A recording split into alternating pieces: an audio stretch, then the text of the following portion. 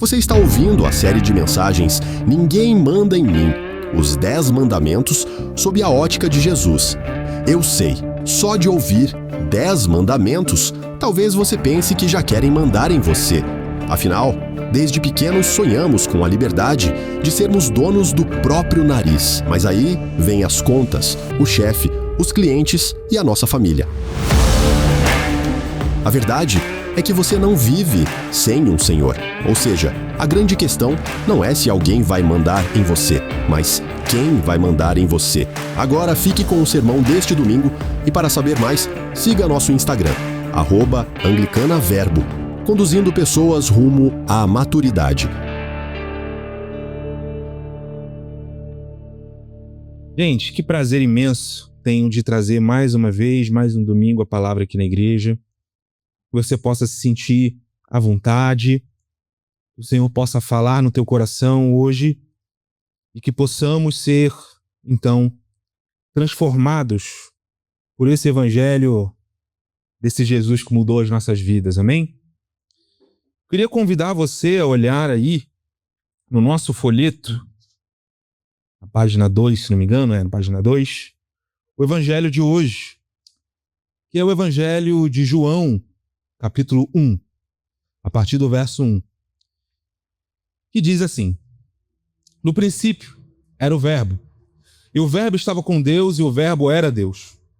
Ele estava com Deus no princípio, e todas as coisas foram feitas por intermédio dele. Sem ele, nada do que existe teria sido feito.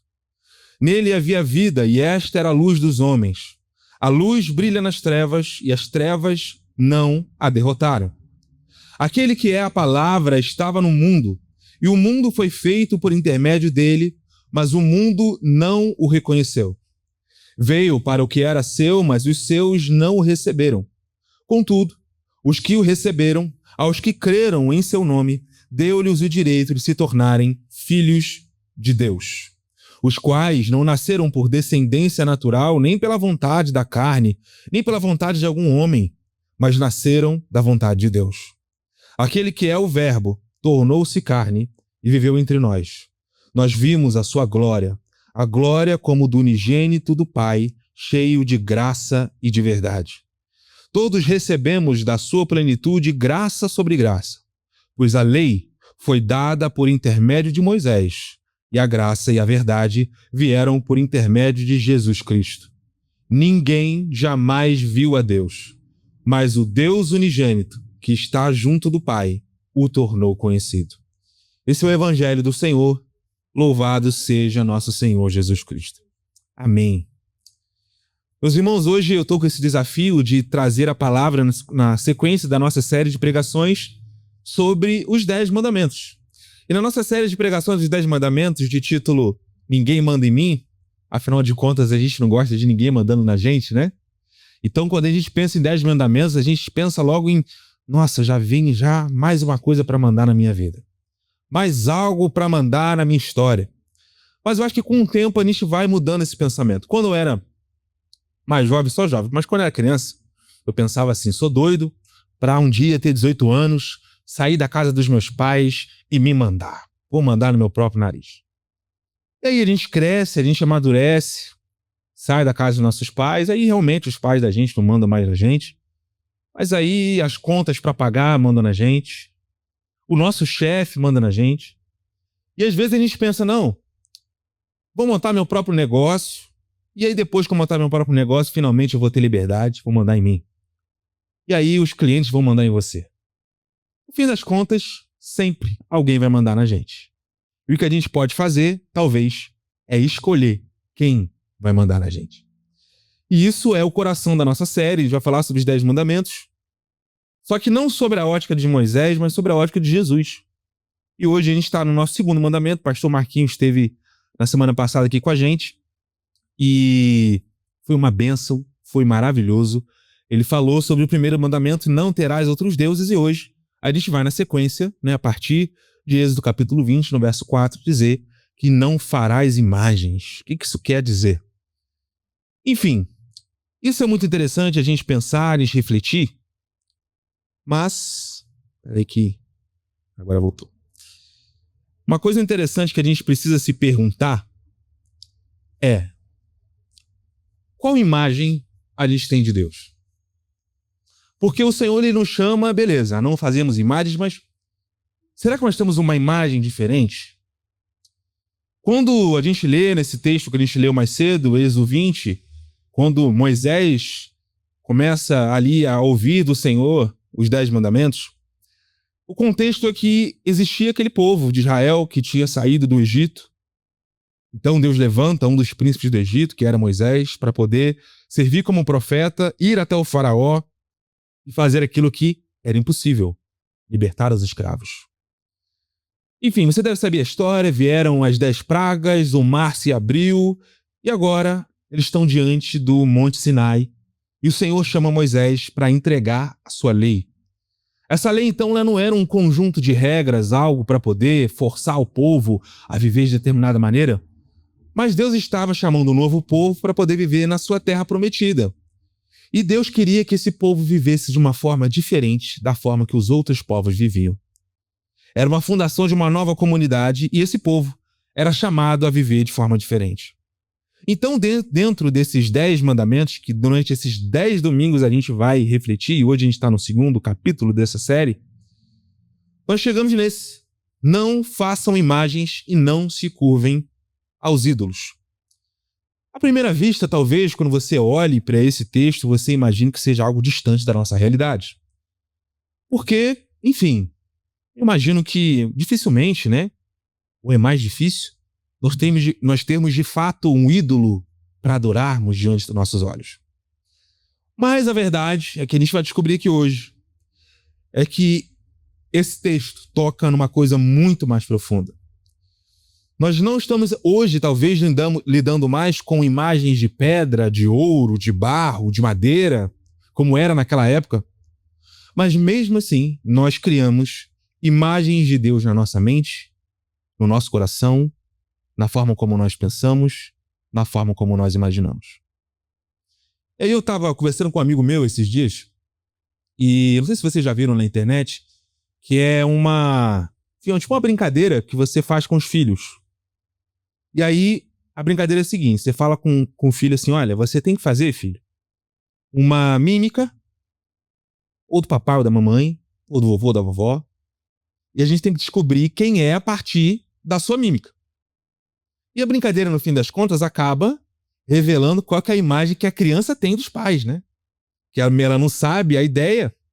E aí, esse amigo meu tava morrendo de medo de fazer, né? Porque ele pensou, nossa, imagina a imagem que meu filho vai ter de mim, né? E ele ficava brincando com a esposa dele e falando assim, olha, eu acho que quando ele for fazer a sua imagem, ele vai fazer assim, ó, brigando, né? E aí ficavam um implicando com o outro e eles foram fazer a brincadeira. E aí, a esposa dele, né? Chegou na hora lá, o menino fez a mãe, abriu os braços assim e pulou no sofá. Ele não sabia o que era. O que é isso? Aí a esposa dele falou assim, isso aí sou eu, porque quando eles acordam de manhã, eu falo assim, meus filhos, vai lá e pula na cama. E ele ficou pensando assim, gente, se a mãe é brincalhona, esse era pra ser o meu papel, né? Como é que vai ser? Ele começou a ficar com medo. E aí o filho foi lá, foi fazer a mímica, aí foi fazer a mímica dele, e fez assim, ó. Ele pensou. Aí a esposa dele falou, viu? Você fica muito no celular, não dá ouvido pra ele. Nossa, será que é isso mesmo? E aí perguntou, né? Filho, o que é isso? Você é quem? Pai, é você. E assim, é que eles têm um jogo em comum, um joguinho de celular. E parece, né? Quando esse amigo meu, ele ganha do filho dele, ele fala assim, quem que é o melhor? Quem que venceu? É um pouco melhor que o pai ausente no celular. Talvez seja um pouco do pai, o pai com ego grande, né? Não sabe ganhar. Mas isso é muito interessante porque, às vezes, né, essa imagem que a criança pensou pode ser justa, pode não ser justa e etc. E a mesma coisa acontece conosco. Se você fosse hoje fazer uma mímica de Deus, qual seria? Qual seria a imagem que você tem dele? Talvez para você seja um homem velhinho sentado numa nuvem julgando a sua vida. Quando eu era criança eu pensava nessa imagem. Talvez seja uma energia, um negócio tipo um brilho de luz, impessoal, distante. Talvez seja a voz do Cid Moreira, já viu? aquela voz grossa. Imagina. Eu não sei como que você vê a imagem de Deus no seu coração, o que você imagina, mas aqui está o ponto. A imagem que nós carregamos dele molda toda a nossa vida. Se nós vemos um juiz implacável, nós vamos viver com medo. Se a gente vê um avô permissivo, talvez a gente viva sem compromisso. Se a gente vê uma energia vaga, talvez a gente viva como se a gente estivesse sozinho. Por isso esse mandamento ele não é simplesmente sobre não fazer estátuas antigas. É sobre o coração de cada um de nós e o que essas imagens refletem no nosso coração. E é muito interessante quando Deus ele fala para esse mandamento, e a gente tem que pensar nisso, né? Não sei se vocês já viram placa de carro, placa de trânsito. Se existe placa, é porque existe um perigo iminente. Se a curva é fechada, você bota aquela placa que tem aquela curva mais acentuada para você prestar atenção. Ou seja, se tem placa, tem história. Eu tenho certeza que você já esteve em algum lugar na sua trajetória de vida em que você viu alguma placa engraçada, falando que não podia fazer alguma coisa. E aí você logo pensa, nossa, isso com certeza aconteceu para a pessoa conseguir colocar essa placa aqui, né? Então é isso, se tem placa, tem história. E os 10 mandamentos é a mesma coisa. Os 10 mandamentos não foram só feitas coisas aleatórias. Se tá no 10 mandamentos é porque o povo quebrava. Então se fala para não fazer imagens de ídolos, é porque o povo fazia. Isso acontece porque tanto no Egito, tanto em Canaã, todos os povos que existiam ao redor, eles tinham muitos templos dos seus deuses, muitos ídolos para adorar. E na mentalidade deles, o templo era a casa de Deus. Claro que hoje em dia a gente chama, né, a igreja a casa de Deus, mas a gente sabe que Deus não mora ali, literalmente. Mas aqueles povos achavam que os deuses moravam ali literalmente. É como se eles ficassem aprisionados naqueles ídolos. E aí o que eles faziam? Eles achavam, né, que o templo era a casa dos deuses. E aí no lugar mais importante, depois que eles construíam aquele templo novo, no lugar mais importante, central, no altar central para todo mundo ver quando chegasse, o que eles colocavam? A última coisa. Eles colocavam uma estátua que representava aquele Deus. Então a imagem que quando eles construíam um templo novo é como se fosse o fechamento de um processo. Então eles construíram um templo, eles, cataram os impostos do povo, construíram lá e colocaram a imagem daqueles deuses lá que tinham naquela época. E aquela imagem significava que o sinal significava que aquele Deus estava presente. Mas de qualquer forma era uma forma de tentar aprisionar, tentar manipular. Na mentalidade daqueles povos, eles acreditavam que os deuses eles se alimentavam dos sacrifícios. Então era tipo uma barganha. Olha, eu preciso que você faça chover. Ah, não vai chover não, então a gente não vai te dar sacrifício, vai morrer de fome. Então eles faziam essa barganha. Mas no Gênesis, coisa que o povo de Israel já tinha ouvido antes, Deus faz uma coisa bem diferente. Deus vai para outra direção. Ali o Criador ele não precisa de templos construídos por mãos humanas, como tem outro texto que fala isso na Bíblia, mas ali o Senhor ele constrói o seu próprio templo, que é a criação. Nos 3 primeiros dias, se você perceber, depois de você dar uma olhada lá, ele dá... Oi? Desculpa. Ele dá forma ao universo. Então, nos primeiros 3 dias, ele dá forma ao universo. Nos últimos 3 dias, ele enche de conteúdo. Então, se no primeiro ele cria o mar, no quarto, ele vai colocar os peixes, as aves. Então, guarda isso. Ele faz a forma, depois ele coloca o conteúdo. E no 6º dia, no coração do jardim, Deus coloca, então, a sua imagem, que é Adão. Só que lá, Adão e Eva não eram uma mera estátua de barro. Eles recebem um sopro de Deus, se tornam um ser humano vivo. E então, desde o princípio, Deus já tem um verdadeiro templo, que é o mundo inteiro, uma verdadeira imagem, que não era de ouro, nem de prata, nem de madeira, mas é cada um de nós. Isso é muito interessante, porque quando Deus ele proíbe Israel de fazer imagens, é como se ele estivesse dizendo: vocês não precisam fabricar o que já existe. Se vocês querem me ver, olha para o lado. Então esse é o motivo da proibição das imagens. Vocês estão aí perdendo tempo, criando deuses que naquela época, né, era meio touro, meio homem, meio touro, meio crocodilo, coisa meio mostrenga, assim. E Deus está falando, vocês não precisam construir isso. Se vocês querem me ver, olha para o lado. Se vocês querem ver aquilo que é celestial, olha para o seu próximo. Isso tem tudo a ver com aquilo que Jesus vai dizer mais para frente. Mas nós não aceitamos isso. Assim como Adão lá atrás, hoje também, nós também preferimos criar as nossas próprias representações. Nós construímos as caricaturas de Deus para torná-lo mais confortável, mais controlável, mais parecido com a gente, não é verdade? Talvez a gente não faça e construa uma estátua de metal, mas a gente projeta um Deus diferente do que ele é. E quando essas imagens distorcidas se instalam no nosso coração, a gente não está mais adorando o Deus vivo, mas uma versão reduzida dele, feito à nossa imagem, feito à nossa semelhança. Então, quando a gente pensa nisso, a gente tem que lembrar que a maneira como nós enxergamos Deus molda tudo o que a gente é. E por causa disso, essa sedução dessas imagens falsas, elas vão prometendo uma aproximação com Deus que na realidade nos afasta.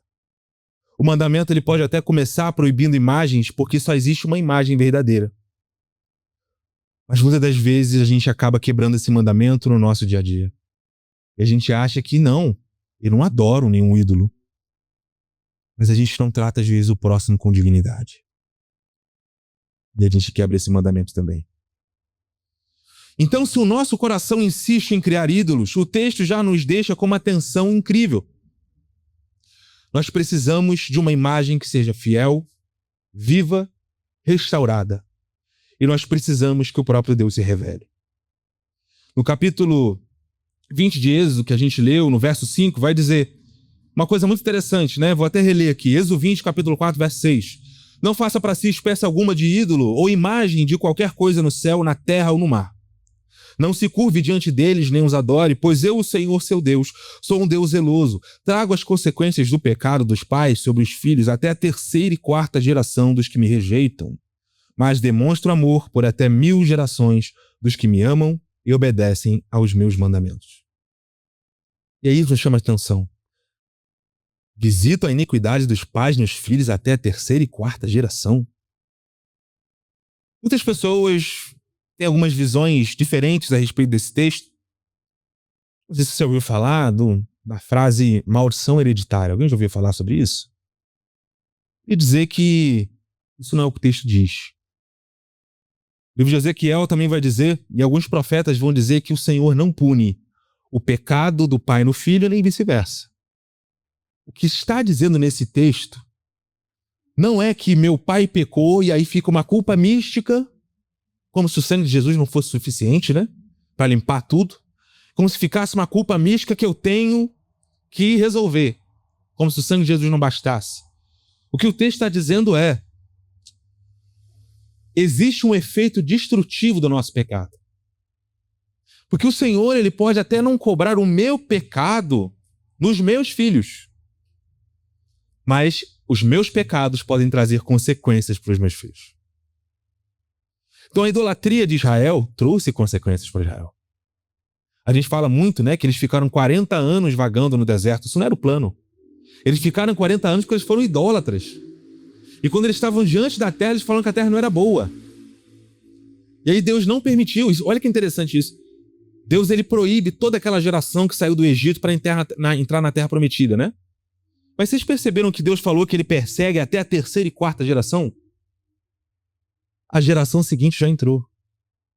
Porque Deus é muito misericordioso. Ele é muito misericordioso. Ele, às vezes, é aquele pai que fala assim: tu vai apanhar, hein? E ele, quando vai bater, ele te dá aquela palmadinha. Porque ele é muito misericordioso. O nosso foco deve estar no verso seguinte. Beleza. Existem consequências negativas até para a 4ª geração, às vezes até para mais, né? Dependendo do erro. Só que o Senhor abençoa até 1000 gerações daqueles que o obedecem. Então o nosso Senhor, e esse texto aqui é muito legal, porque isso aqui já dá uma imagem de Deus, né? Porque ele começa falando, olha, se você for idólatra, até a 4ª geração da tua família vai dar ruim. E ele chega no final, mas se você me obedecer até a 1000ª, eu vou estar contigo. E isso já muda a nossa forma de ver o Senhor. Ele não está interessado em te punir, ele não está interessado em te destruir. Ele está interessado em te perdoar, te restaurar e te mudar.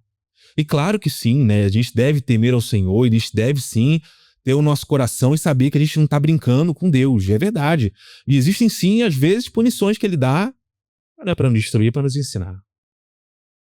É porque o Senhor está muito acima da gente, né?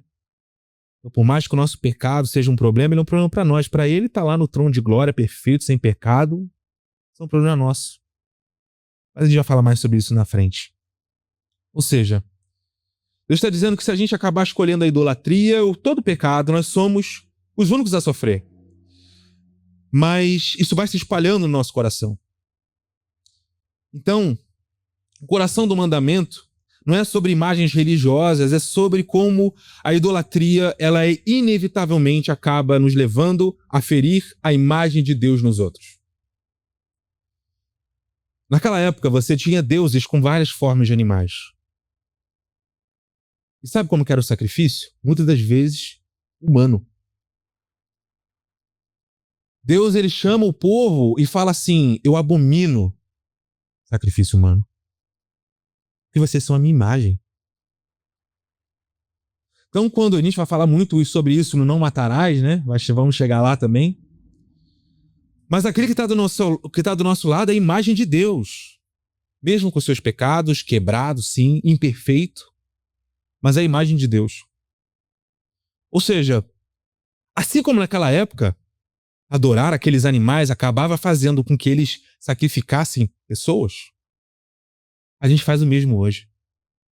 Porque os ídolos que nós vamos adorando, nós vamos nos tornando parecidos com eles.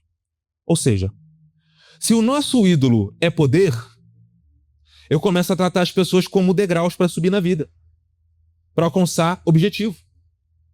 Se o meu ídolo é dinheiro, então eu passo a enxergar as pessoas apenas como meios de lucrar.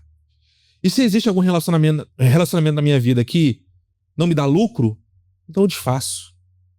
Se o meu ídolo é o prazer, então eu passo a reduzir as pessoas a objetos descartáveis, que eu posso usar à vontade e trocar por outro. Se o meu ídolo é a ideologia, seja política, religiosa, seja o que for, eu passo a dividir o mundo em aliados e inimigos e já não consigo mais enxergar o rosto de Deus naquele que discorda de mim. Então, os ídolos daquela época sacrificavam pessoas e os de hoje também. A gente faz a mesma coisa. E os profetas vão denunciando isso constantemente, em Isaías 44, em Jeremias capítulo 10. Mas o problema não está apenas no ridículo da estátua, né? Nesses textos de Isaías. Eles ridicularizam os ídolos. Não sei se você vai lembrar do caso em que Elias, ele zomba de Baal e fala, será que o Baal está dormindo? Você já lembra desse texto? Mas a que ponto às vezes a gente chega de adorar no nosso coração, de colocar como primeiro lugar uma coisa ridícula, como um ídolo? Às vezes a gente não consegue fazer essa autoanálise. Essas coisas que a gente citou podem ser coisas boas. Dinheiro é uma coisa boa. A gente ter, às vezes, uma opinião é bom. Mas às vezes essas coisas ocupam um lugar central. A nossa idolatria nunca é só espiritual. Ela afeta os nossos relacionamentos no dia a dia. Ela afeta como a gente lida com o outro. Então, a gente precisa refletir isso. Quando a gente acaba quebrando esse mandamento, quando a gente trata alguém sem dignidade, sem a dignidade que essa pessoa merecia. E é muito, às vezes, interessante como a gente, às vezes, estabelece aquele que é diferente de nós. Né?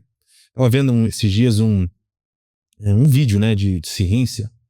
E aí o cara estava explicando que o nosso cérebro ele é treinado para reconhecer aqueles que são iguais a nós. E a gente se sente mais confortável com gente que é mais parecida com a gente.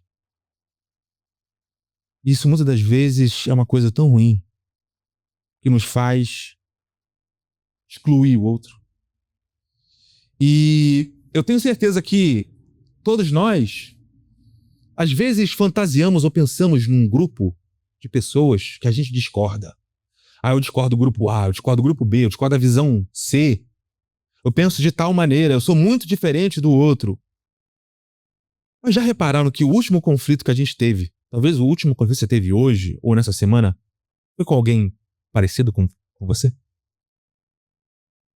Nosso último conflito foi com alguém, às vezes, da nossa casa, às vezes um amigo do trabalho. Às vezes, a gente não consegue respeitar nem quem parece com a gente. Que dirá quem não parece? Porque no calor do conflito a gente não enxerga isso. A gente quer que a pessoa seja a nossa imagem. Que ela fale como nós falamos.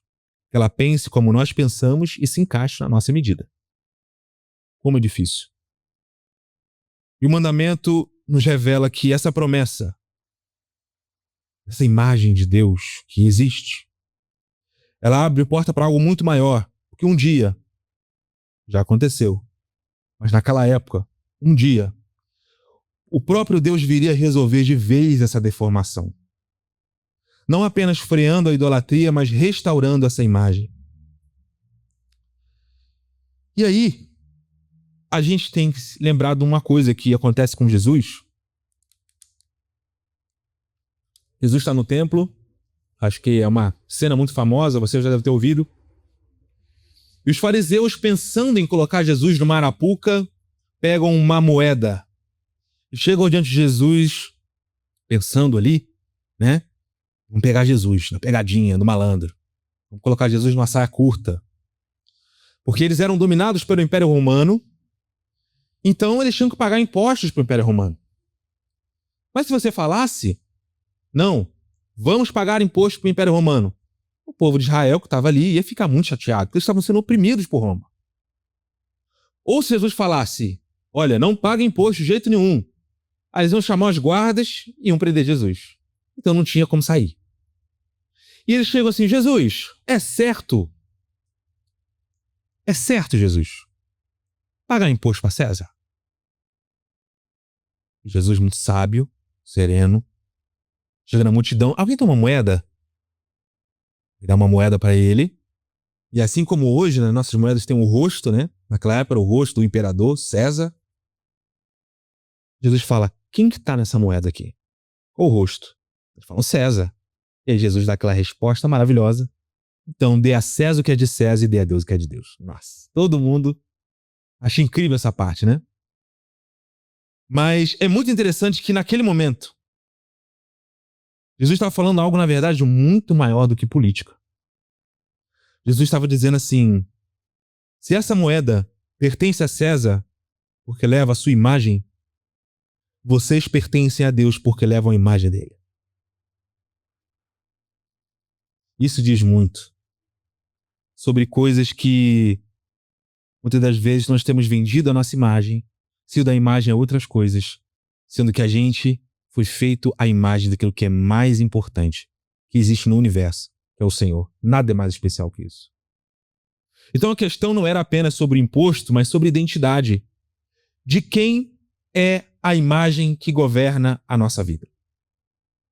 Qual é o rosto que está esculpido no seu coração hoje? Porque essa é a raiz da nossa idolatria. Porque todas as vezes que nós substituímos a imagem verdadeira por uma caricatura falsa, nós deixamos de refletir o Deus vivo e passamos a refletir o patético ídolo que a gente adora. Isso é verdade. Ou seja, o mandamento ele proíbe imagens porque o nosso coração adora fabricar imagens. Como diz João Calvino, reformador da igreja, ele diz que o nosso coração, o coração humano, é uma fábrica de ídolos. E é verdade. Toda hora a gente está colocando alguma coisa diante do Senhor. Talvez não com barro, nem com ouro, nem com metal, mas com ideias, pensamentos. Alguns de nós imaginamos talvez esse Deus juiz severo, distante, sempre pronto para condenar, ou aquele Deus que está tudo bem, para fazer o que você quiser da sua vida. E essas imagens geralmente refletem muito daquilo como a gente pensa e vive. Mas, infelizmente, querendo ou não, essa imagem de Deus que você tem, e você tem, e eu também tenho, nos molda todo dia. E essa imagem de Deus tem tudo a ver com a palavra evangelho, o termo evangelho. A palavra evangelho significa boa notícia. Talvez você saiba disso. Mas por quê? Essa palavra não foi inventada por Jesus. Jesus não tinha inventado esse termo evangelho, já existia na sua época. Mas em que contexto? Essa palavra evangelho, antes de Jesus, depois de Jesus, virou outra coisa, né? Mas antes de Jesus, era quando Roma chegava num lugar, uma cidade. Então imagina que tem um muro, tipo um castelo, imagina assim, não tinha castelo na época, mas imagina assim, tinha um muro, uma cidade, e aí chegava o embaixador de Roma e falava assim pro povo daquela cidade: nós temos uma ótima notícia para vocês, ótima notícia.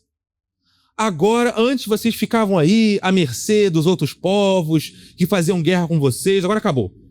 Chegamos aqui, olha que boa notícia, nós vamos proteger vocês, a gente vai fazer a segurança do lugar de vocês, pode ficar tranquilo.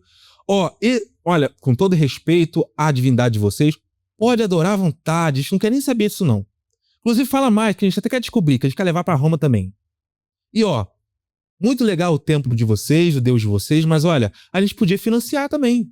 A gente podia pegar, dar um investimento, fazer uma casa mais bonita. Pô, vamos dar uma reforma aí. Assim, claro, não existe almoço grátis, você vai ter que pagar imposto pra gente. Mas isso é uma ótima notícia. E claro, né, a gente não quer isso, mas se vocês não quiserem, tem ali uma legião do lado de fora da cidade, a gente vem aqui, queima e mata todo mundo. E aí? Era isso.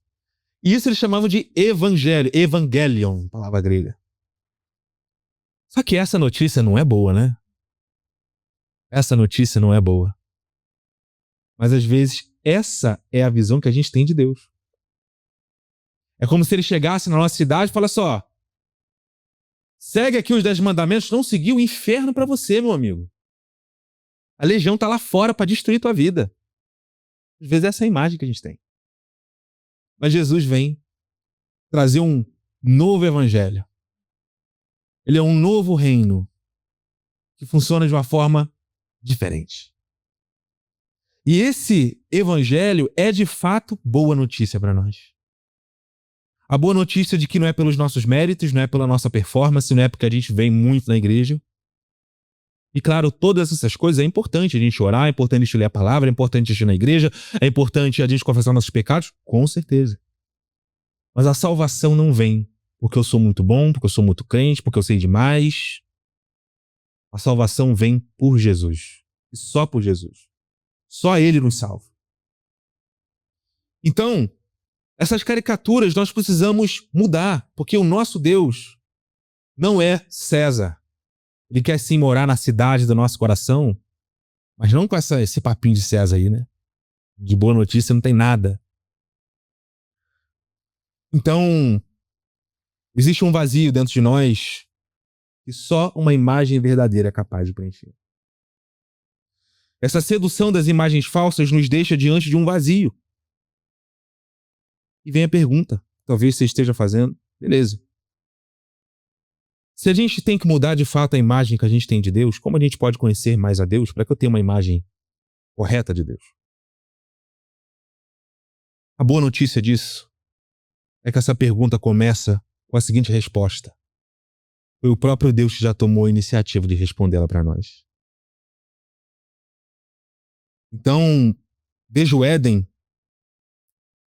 o ser humano e a humanidade têm o desejo profundo de ver o rosto de Deus. Ver o rosto perdido. O rosto que Adão via quando Deus andava entre o jardim. E talvez que ele saiu, provavelmente foi a coisa que ele sentiu mais saudade. Talvez não foi dos animais, talvez não foi... Fica imaginando, é uma coisa meio tropical, né? Talvez não foi da água de coco. Talvez foi só das conversas que ele tinha com o pai dele e agora ele não conseguia ter mais. Então, naquele monte que é como se fosse novamente o Éden. Moisés está diante de Deus e fala assim: mostra a tua glória para mim. E Deus fala assim: você não vai me ver. Você não vai ver minha face. O salmista dizia no Salmo 42: quando verei a face de Deus? Os discípulos, já andando com Jesus e vendo a face de Deus diante deles, ele tinha coragem de perguntar para ele: mostra-nos o Pai, e isso basta. Mas esse desejo que ele te dizer não é errado, ele está gravado no nosso coração. A gente foi feito para ver o Senhor. Mas por causa do pecado, a gente não consegue mais ver sem distorcer o Senhor. Então a resposta de Deus não foi mandar novos ícones, não foi mandar uma nova lei, não foi mandar anjos, foi vir Ele próprio. A resposta dele foi, como diz Colossenses capítulo 1, versículo 15, o apóstolo Paulo diz: o Filho é a imagem do Deus invisível. Como diz João capítulo 1, verso 14, que a gente leu: o Verbo se fez carne e habitou entre nós e vimos a sua glória. No verso 18, ninguém jamais viu a Deus, mas o Filho o revelou. Em Cristo, então, Deus ele não é mais uma ideia distante. Ele tem rosto, tem voz, tem toque, tem lágrimas, tem compaixão. Ele se assenta com os pecadores, ele toca nos leprosos, ele abraça as crianças, ele chora diante do túmulo de Lázaro, ele perdoa quem crucifica e na sua vida ele está contigo, no momento de tristeza, no momento de alegria. Quando você vai para o trabalho, ele está contigo. Ele não é mais a projeção dos nossos medos, nem a caricatura dos nossos desejos. Deus agora é o Deus vivo que se fez visível a nós. O único ícone verdadeiro, não feito por mãos humanas, mas dado pelo próprio Pai. Então, quando a gente passa a contemplar esse Jesus, nós vemos o rosto de Deus, mas nós também aprendemos a ver o rosto de Deus nas pessoas ao nosso redor. Então, sem Cristo, talvez a gente olhe para o lado e só veja a diferença. As nossas diferenças culturais, políticas, religiosas, de idade, de experiência, de gênero. Às vezes a gente reduz o próximo a esses rótulos, mas em Cristo a gente passa a voltar a enxergar o que estava no princípio. Cada ser humano carrega a imagem e semelhança de Deus. E mais, Cristo é a nova imagem na qual nós mesmos estamos sendo recriados. Paulo vai escrever em Colossenses capítulo 3, verso 10, vocês se revestiram do novo homem, que está sendo renovado em conhecimento à imagem do seu Criador. Então a deformidade que Adão causou em nós, Jesus está reconstruindo. Na cruz, Jesus não estava apenas revelando quem Deus era, mas restaurando em nós a capacidade de refletir esse Deus no nosso dia a dia. Por isso, ao olharmos para Ele, concluindo aqui a pregação, olharmos para Ele, nós aprendemos a amar de novo. Nós aprendemos a ter paciência de novo, a termos misericórdia, a termos perdão. Nós aprendemos a reconhecer que o outro ele não precisa ser a nossa imagem, porque ele já é a imagem do Criador. E isso é suficiente. Então, depois de tudo que a gente ouviu aqui, a pergunta fica talvez mais simples. Estamos adorando a Deus ou apenas a uma imagem dele que nós criamos? Porque talvez olhando de fora a gente consiga enganar bem. A gente pode vir cantar na igreja, participar, falar de Deus, mas talvez se a gente for sincero, será que nós conhecemos quem ele realmente é? Será que talvez nós não estamos apenas vivendo baseados em um Deus moldado pelo nosso medo, pela nossa cultura, pela nossa religião, pela nossa forma de pensar? O que o segundo mandamento está dizendo é claro. Deus não quer caricaturas. Deus não aceita substitutos. Ele nos chama para adorá-lo como ele é e não como nós o imaginamos. Esse texto, então, é um chamado urgente para nós resgatarmos as imagens falsas e abandonarmos elas. E um convite amoroso para enxergar o rosto de Deus em Cristo Jesus. E isso é uma boa notícia. A resposta de Jesus para aqueles discípulos, Senhor, mostra-nos o Pai, que isso basta, foi: quem vê a mim, vê o Pai. E mais para frente, um dia, lá no céu, espero que todos estejamos lá, ele vai dizer assim para nós: irmão, quero te agradecer demais quando eu estava com fome, estava morrendo de fome, você me deu comida. Olha, quando eu estava passando aquele problema financeiro, você me ajudou. Nossa, quando eu estava doente, peguei aquela infecção, você lembra disso? Eu fui lá para o hospital e você foi lá me visitar. E aí você vai dizer: mas quando que eu fiz isso, Jesus? E ele vai falar: se você fez para um dos meus pequeninos, você fez para mim. Então, se Jesus reflete a imagem do Pai e nós somos chamados a refletir a imagem de Jesus, nós temos que começar a ver o Pai no próximo também. Na cruz, ele tomou então sobre si essa nossa idolatria. No túmulo, ele desceu ao lugar do silêncio das nossas imagens mortas, dos nossos ídolos. E na ressurreição, ele abriu os nossos olhos para nós vermos Deus como ele é. Então, o que significa viver isso de forma mais prática? Talvez na sua vida familiar. Talvez seja parar de transmitir aos filhos de Deus uma caricatura de Deus baseado na sua dureza, ou talvez na sua indiferença, nas suas opiniões, e começar a refletir a graça, a paciência, a presença. Talvez no casamento é deixar de exigir que o outro seja a nossa imagem, mas começar a aprender a reconhecer a imagem de Cristo no outro, perdoando e servindo como ele fez por nós. Talvez no nosso trabalho, talvez seja abandonar os ídolos do sucesso, os ídolos da aprovação, e nós começarmos a tratar cada colega como portador pleno da dignidade de Deus, até aquele colega que te irrita bastante. Talvez na igreja seja parar de querer irmãos que pensem como nós, que falem como nós, e começarmos de fato a servir uns aos outros com amor e vontade, aprendendo a caminhar juntos como corpo, reconhecendo que sim, nós temos diferenças, mas nós fomos alcançados por Jesus e fazemos hoje parte de uma mesma família. Então Jesus não quer sua fé bonitinha, ele quer uma vida transformada pela visão dele. Hoje, talvez a coisa mais espiritual que nós possamos fazer seja reconhecer: Senhor, talvez eu tenha vivido com caricaturas de Ti, talvez eu tenha construído no meu coração uma imagem do Senhor e do próximo que eu não deveria, mas me ensina, me ajuda a ver o rosto de Cristo em quem eu discordo, em quem eu estou brigado. Me ajuda a pedir perdão, às vezes até quando eu estou certo, quando eu tenho razão. Porque o Senhor me perdoou, eu não tendo razão nenhuma. E se essa for a nossa oração, eu queria te dizer que essa imagem não se perdeu. O Filho está vivo. O Filho reina. Eu queria convidar você a baixar sua cabeça e fechar seus olhos. Eu queria orar pela sua vida. Eu queria que nesse momento você pudesse refletir sobre os ídolos que você tem construído do Senhor, as imagens que você tem dele que talvez você precise abandonar. E com isso também, as imagens que você tem do outro que você precisa também abandonar. Porque todos nós somos chamados a refletir o Pai.